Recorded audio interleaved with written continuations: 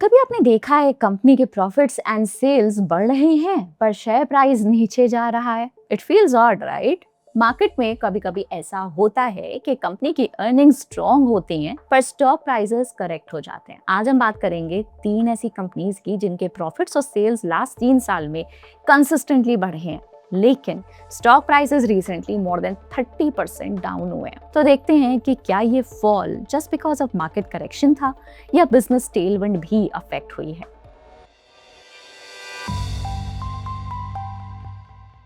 हमारा पहला स्टॉक है अनंतराज। ये एक एक्सपीरियंस्ड रियल एस्टेट डेवलपर है जो पिछले 50 साल से एनसीआर रीजन में एक्टिव है। कंपनी का काम सिर्फ बिल्डिंग्स तक लिमिटेड नहीं, ये townships, IT parks, malls, hotels, warehouses सब कुछ डेवलप करते हैं। अब कंपनी रियल एस्टेट के साथ साथ डेटा सेंटर और क्लाउड सर्विसेज में भी एंटर कर रही है। अक्टूबर 2024 में इन्होंने लॉन्च किया अपना cloud platform Ashok cloud.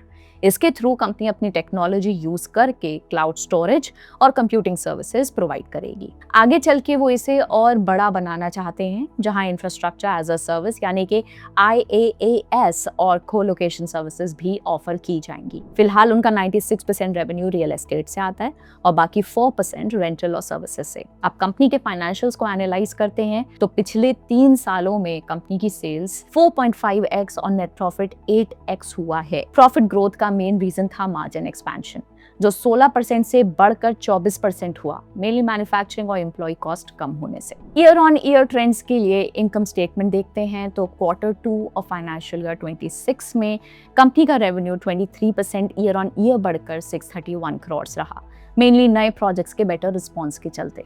Company का operating profit 49% year on year बढ़कर 168 करोड़ हुआ और operating profit margin 500 BPS jump करके 27% हुई। कंपनी की स्ट्रॉन्ग सेल्स ग्रोथ और ऑपरेटिंग एफिशिएंसी के चलते net profit 30% year on year growth के साथ 138 CR तक पहुंच गया। ग्रोथ आउटलुक देखें तो कंपनी अब सिर्फ रियल एस्टेट तक लिमिटेड नहीं रहना चाहती, अब वो डेटा सेंटर और क्लाउड बिजनेस में भी अग्रेसिवली एक्सपैंड कर रहे हैं। अभी तक रफली 28 मेगावाट कैपेसिटी ऑपरेशनल है और 4 से 5 साल में इसे 307 मेगावाट तक ले जाने का प्लान है। कंपनी का टारगेट है कि फाइनेंशियल ईयर 27 तक इस सेगमेंट से 1200 करोड़ तक का रेवेन्यू जनरेट हो और लॉन्ग टर्म में ये बिजनेस 8 से 9,000 करोड़ के स्केल तक पहुंच सके। कैश फ्लो स्टेटमेंट देखें तो फाइनेंशियल ईयर 25 में कंपनी का कैश फ्रॉम ऑपरेशंस -26 CR से बढ़कर 97 CR हुआ। कंपनी के रिसीवेबल्स ने CFO पर प्रेशर डाला, जबकि इन्वेंट्री और पेबल्स ने सपोर्ट किया। कंपनी का CFO to net profit ratio financial year 24 के -10% से बढ़कर फाइनेंशियल ईयर 25 में 23% पे आ गया। ये कंपनी का बेटर कैश रियलाइजेशन दिखाता है। पिछले कुछ सालों में अनंतराज के कैश फ्लोज काफी अप डाउन रहे हैं। अगर हम 3 साल रोलिंग ट्रेंड देखें तो फाइनेंशियल ईयर 19 से 21 में कंपनी का एवरेज प्रॉफिट था 57 CR, लेकिन कैश फ्लो 192 CR था, मतलब कुछ कैश रिलीज हुआ। फिर फाइनेंशियल ईयर 20 से 22 में प्रॉफिट लगभग सेम रहा, पर कैश फ्लो सिर्फ 60 CR, क्योंकि ज्यादा पैसा इन्वेंट्री में फंस गया। फाइनेंशियल ईयर 22 से 24 में प्रॉफिट जंप करके 207 करोड़ हुआ और कैश फ्लो 143 CR तक लिमिटेड रहा, मतलब एक्सपेंशन फेज में कैश अभी प्रोजेक्ट्स में लग रहा है। ओवरऑल ट्रेंड ये दिखाता है कि कंपनी अभी बिल्डअप स्टेज में है और लिक्विडिटी इंप्रूवमेंट तभी आएगी जब ये प्रोजेक्ट्स डिलीवर होंगे। एक इम्पॉर्टेंट चीज जिस पे इन्वेस्टर्स को गौर करना चाहिए, पिछले कुछ सालों में कंपनी के प्रोमोटर होल्डिंग में ग्रेजुअल डिक्लाइन देखा गया है। मार्च 22 में 64.99% से घटकर अक्टूबर 2025 तक 57% हो गई, जबकि सेम पीरियड में FIIs का स्टेक 6.35% से बढ़कर 13.68% हुआ। रिस्क एंड चैलेंजेस देखें तो कंपनी अभी करीब 10x प्राइस टू सेल्स और 46x PE पर ट्रेड कर रही है, यानी कि मार्केट उसे प्रीमियम वैल्यूएशन दे रहा है, मेनली डेटा सेंटर्स बिजनेस की ग्रोथ एक्सपेक्टेशंस के चलते। लेकिन अगर मार्केट कंडीशंस सॉफ्ट रही या कंपनी अपना एक्सपेंशन प्लान टाइम पर एग्जीक्यूट नहीं कर पाई तो फाइनेंशियल ईयर 27 का 1200 करोड़ का रेवेन्यू टारगेट डिले हो सकता है और वैल्यूएशंस पे प्रेशर आ सकता है। हमारा अगला स्टॉक है Inox wind. Inox wind India एक fully integrated wind energy company है जो डिजाइन, मैन्युफैक्चरिंग, EPC, इंस्टॉलेशन और O&M सब हैंडल करती है। कंपनी अपनी ब्लेड, स्टार्स और ऑनेसेल्स खुद बनाती है, जिससे कॉस्ट कंट्रोल, क्वालिटी और सप्लाई चेन एफिशिएंसी इंप्रूव होती है। कंपनी का 3 मेगावाट WTG उनका कोर प्रोडक्ट है, स्पेशली इंडियन विंड कंडीशंस के लिए डिजाइन किए हुए, जिससे हाई ऑर्डर्स, इंस्टॉलेशंस मिलते हैं और ये क्लाइंट्स का फेवरेट भी है। कंपनी के फाइनेंशियल ईयर 22 से 25 तक का जर्नी देखें तो 22 से 25 में आइनॉक्स विंड का रेवेन्यू 5.6x जंप हुआ, लेकिन रियल इंप्रूवमेंट मार्जिन्स में दिखा। EBITDA and net profit negative से फ्लिप होकर पॉजिटिव हुए। टर्नअराउंड का कोर डिलीवर था backward integration, own cranes, transformer, nacelle hub, vendor dependence cut, large scale execution और फ्यूअर डिलेज, जिससे कॉस्ट शार्पली गिर गई, ऑपरेटिंग लेवरेज अनलॉक हुआ और मार्जिन्स भी इंप्रूव हुए। Year on year financials compare करें तो मैनेजमेंट का कहना है कि Q1 हमारे लिए ट्रेडिशनली स्लो होता है, लेकिन इस बार परफॉर्मेंस अच्छी रही है। ग्रोथ का मेन ड्राइवर रेवेन्यू क्वालिटी और एग्जीक्यूशन फोकस था। कंपनी ने सिर्फ कैपेसिटी बढ़ाने की जगह कंप्लीट सेट्स रेडी किए और डिलीवर करके बैकलॉग क्लियर किया। प्रॉफिटेबिलिटी बूस्ट भी इंप्रेसिव था। एबिटा और पैट रेवेन्यू के कंपैरिजन में फास्टर ग्रो हुए।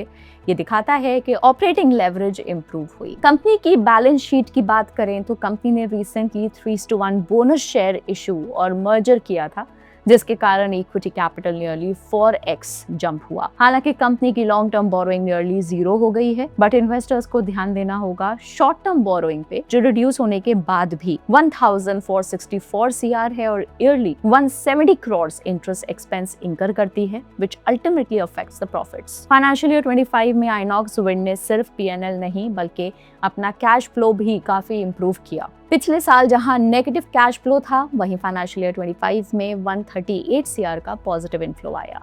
इवन दो CFO पॉजिटिव है, लेकिन कंपनी का काफी पैसा ट्रेड रिसीवेबल्स और इन्वेंट्री में स्टक है। इन्वेस्टर को ध्यान रखना होगा कि कंपनी ने नियरली 1646 CR की क्रेडिट सेल करी है, जो वर्किंग कैपिटल को इम्पैक्ट करेगी, जिसको फंड करने के लिए ही शॉर्ट टर्म बोरिंग ली जाती है। वहीं पे कंपनी की ग्रोथ आउटलुक की बात करें तो मैनेजमेंट का कहना है कि फाइनेंशियल ईयर 26 में 1.2 गीगावाट और फाइनेंशियल ईयर 27 में 2 गीगावाट एग्जीक्यूशन का टारगेट अचीवेबल है। साथ ही कंपनी का एक मेजर रिस्क ये भी है कि इसका काफी रेवेन्यू अभी भी कुछ लिमिटेड क्लाइंट्स और गवर्नमेंट लिंक्ड प्रोजेक्ट से आता है। 3 companies more than 10% of the total companies revenue contribute करते हैं। अगर इनमें से कोई प्रोजेक्ट डिले या कैंसिल हो गया तो अर्निंग्स पे इम्पैक्ट पड़ सकता है। हमारी लिस्ट की तीसरी कंपनी है KP energy limited. KP energy India की एक integrated wind power solutions provider है, जो साइट सिलेक्शन से लेकर ग्रिड कनेक्टिविटी तक पूरा end to end wind farm development handle करती है। कंपनी का कोर काम EPCC टर्न की एग्जीक्यूशन है, जिसमें land development, infrastructure setup, electrical work और ग्रिड टाई इन तक सारी रिस्पॉन्सिबिलिटीज एक ही अम्ब्रेला के अंदर मैनेज होती हैं। इसके अलावा कंपनी अपना IPP पोर्टफोलियो भी बिल्ड कर रही है, जिससे स्टेबल एन्युटी टाइप रेवेन्यू आता है। साथ ही ऑपरेशंस एंड मेंटेनेंस सेगमेंट के थ्रू 500+ मेगावाट एसेट्स की लॉन्ग टर्म मेंटेनेंस मैनेज करती है। कंपनी के फाइनेंशियल ईयर 22 से 25 तक के फाइनेंशियल्स में कंपनी का रेवेन्यू 3.75x ग्रो हुआ, बट रियल अपटिक मार्जिन्स में आया, जिसके कारण एबिटा 5.24x और पैट 6.31x जंप हुआ। की ड्राइवर था ऑपरेशनल एक्सेलेंस, जिससे ऑपरेटिंग प्रॉफिट मार्जिन 580 BPS से इंप्रूव हुआ। लेटेस्ट ट्रेंड को देखने के लिए अगर ईयर और ईयर नंबर्स कंपेयर करें तो Q2 ऑफ फाइनेंशियल ईयर 26 में KP एनर्जी ने 51% year on year revenue growth देखा, वो भी सीजनली वीक क्वार्टर होने के बावजूद। मेन ड्राइवर था EPCC प्रोजेक्ट्स का स्ट्रॉन्ग कमिशनिंग और IPP का solid pickup. IPP generation 0.69 CR unit से 2.75 CR यूनिट्स तक जंप हुआ, जिससे पार सेल रेवेन्यू तेजी से बूस्ट हो गया। साथ ही मार्जिन्स भी इंप्रूव हुए, क्योंकि AI based NOC, preventive manufacturing और स्मार्टर रिसोर्स प्लानिंग ने ओवरऑल एफिशिएंसी और जनरेशन रिलायबिलिटी को काफी इंप्रूव कर दिया। कंपनी का नेट प्रॉफिट 44% ग्रो हुआ, लेकिन ग्रोथ का पेस थोड़ा मॉडरेट रहा, क्योंकि इस साल कंपनी ने 33% टैक्स दिया, जो लास्ट ईयर 24% से काफी ज्यादा है, और इसकी वजह से बॉटम लाइन पर स्लाइट कंप्रेशन देखा गया। वहीं पे कंपनी की बैलेंस शीट को देखें तो टोटल एसेट्स तेजी से बढ़े, क्योंकि फिक्स्ड एसेट्स ही 157% जंप कर गए। कंपनी फाइनेंशियल ईयर 24 के बाद से ही प्लांट एंड मशीनरी एक्सपैंड करने में अग्रेसिव रही है, as they went from 159 CR to 400 CR in financial year 25. Company के की ग्रोथ ड्राइवर देखें तो कंपनी को 2+ गीगावाट मेगावाट के स्ट्रॉन्ग ऑर्डर बुक और 4x 5x megawatt WTG take adoption की वजह से क्लियर ग्रोथ ड्राइव करने का प्लान रखा है। साथ ही कंपनी का ग्रिड नेटवर्क एक्सपैंड हो रहा है। 100 मेगावाट ISTS अप्रूवल मिल चुका है और स्टेट और सेंट्रल ट्रांसमिशन नेटवर्क्स का यूज करके इंटरस्टेट पावर सेल्स बढ़ा रही है। कंपनी के कुछ रिस्क फैक्टर्स की बात करें तो कंपनी के ऊपर कुछ पेंडिंग लिटिगेशंस चल रहे हैं, PILs और special civil applications Gujarat high court में। मैनेजमेंट बोल रही है कि मटेरियल इम्पैक्ट नहीं होगा, लेकिन फिर भी ये कंटिंजेंट लायबिलिटीज, ऑपरेशनल और फाइनेंशियल अनसर्टेनिटी क्रिएट करते हैं। दूसरा रिस्क है रेवेन्यू कॉन्सेंट्रेशन। EPCC पर ज्यादा रिलायंस कंपनी को सेक्टर स्पेसिफिक स्लोडाउन के लिए सेंसिटिव बनाता है। IPP हाई मार्जिन और फास्ट ग्रोइंग है, बट टर्नओवर में अभी भी स्मॉल शेयर देता है, इसलिए डाइवर्सिफिकेशन रिस्क अभी भी एग्जिस्ट करता है। ये थी एनालिसिस उन 3 स्टॉक्स की जहां प्रॉफिट्स तो ऊपर जा रहे हैं लेकिन प्राइजेस नीचे। अब आप बताएं, इनके बीच आपको कौन सा स्टॉक लगता है जहां वैल्यूएशन और ग्रोथ दोनों अलाइन हो सकते हैं लॉन्ग टर्म में? कमेंट करके बताएं और ऐसे ही और इंसाइटफुल ब्रेकडाउन्स के लिए बने रहिए हमारे साथ। मिलते हैं आपसे अगले वीडियो में। Take care, bye bye.